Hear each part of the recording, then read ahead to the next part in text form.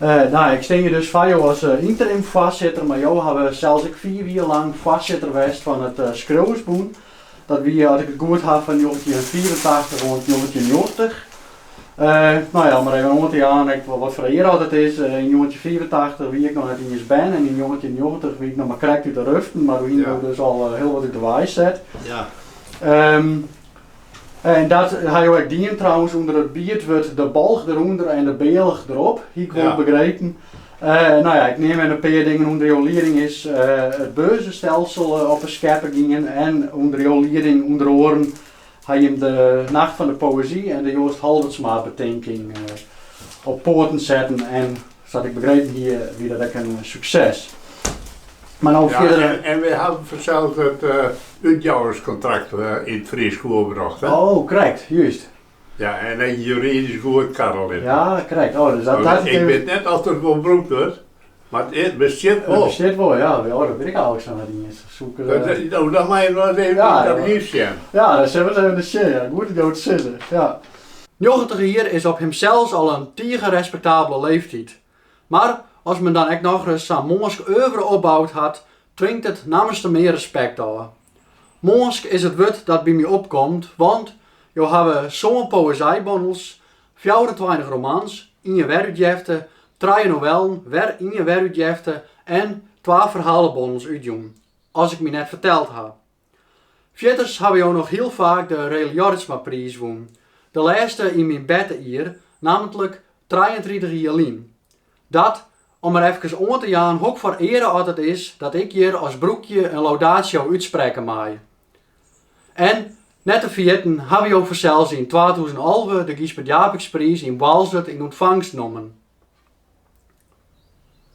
Als jong feind ben je begonnen te dichtjen, onzetten terug de essaybondel De Glanzende Kiemcel van Simon Vestdijk. Zo debuteerde je eerst in het Nederlands en in het Friesk met een vers in de Tjenne in 1956. Dat dichtje la jou goed, want een jaar later won je de Rail Jortsma-prijs voor het vers Apel en Hout. Jouw eerste boekpublicatie is uit 1959, de dichtbondel Lok op Eergelingte. Maar doet jou in 1968 uit de redactie van het Tjenne gingen in jouw tijd voor het echte werk, namelijk proza. Het grote publiek dat, maar ik dacht wel zo sissen, ken je ook benamen als proza-schreeuwer. Dat is ik net verwonderlijk mij, zat ik al zei, 24 romans op een namen. En dan dus de novellen en de verhalenbondels net mij telt. Nou, ter ere van jouw 90ste jidje had jouw uitjouwer het nieuwe kanaal, de 3 novellen, De Winter Komt, Bettegroen en Snierwinter in één boekwerk uitjoen, met de titel En het hier zo mooi wijzen kan.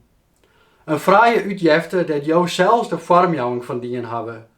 Als opmaker en typograaf hebben jouw namens ek op een orenwijze de Friese literatuur kleur en vormjong.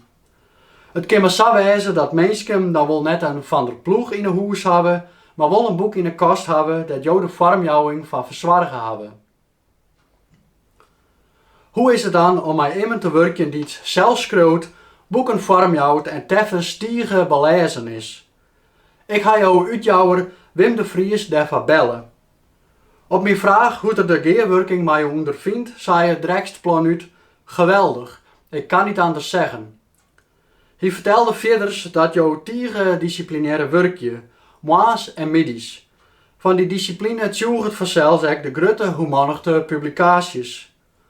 Boppe dat, zei er, ben je jou net samen tevreden, want je bent tiege secuur. Maar een soort enthousiasme kon je uitjouwer sissen dat er met kwatten een nieuw boek van jou uitkomt. Hij hield in één dag uitlezen en kreeg pijn in de buik. Zo inkringend en goed is het schreeuwen. Wat er me er verder over vertelde, wie dat het weer een heel oorsoortig boek is. Maar ik kreeg het tegelijk de indruk dat het teffens van hij een typische Van der Ploeg is. Want jouw eftername is al een mooi wat een soort van merkname. Dat stiert voor hoge kwaliteit, boeiend plot, intrigerende haatpersoon en schilderheftige natuurbeschouwings. De verhalen beschrijven vaak op een kringende wijze hoe de haatpersoon in trieste omstandigheden verkeert. Jo hebben daar reden voor en nou citeer ik jou zelfs uit een vraagpeteer uit 1990. Daar zit het meeste biet aan. Normale mensen beschouwen lieken dat ik ze elke dag om me heen sjoch. Nou, dat hoef ik windelijk net te doen. Dat is meer verslagjaan. Een citaat.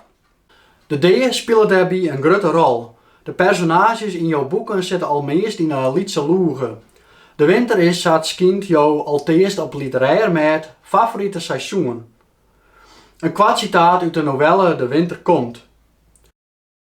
Een eeuwige stilte. Hij zocht alles om hem voorbij gaan. In het vallen van de jongen komt er oranje.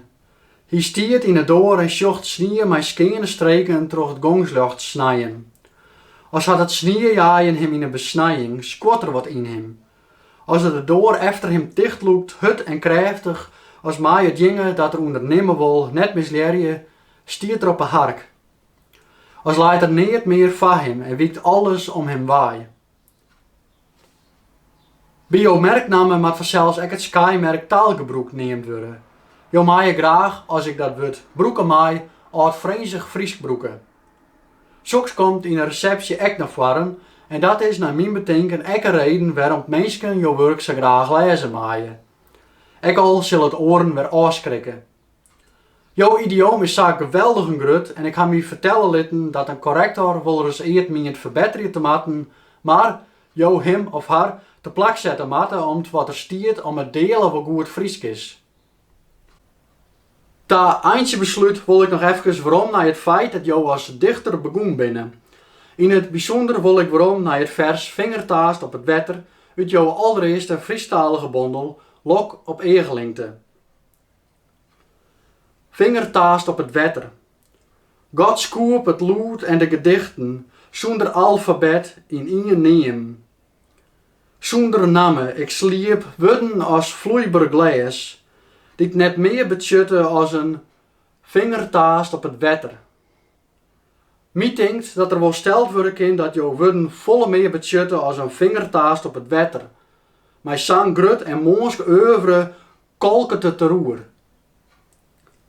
Het is mij daarom ook een ere en een deugd om jou deze oorkonde oerlanje te maaien en jou tegelijk ta erelid van het skroosboom te benemen.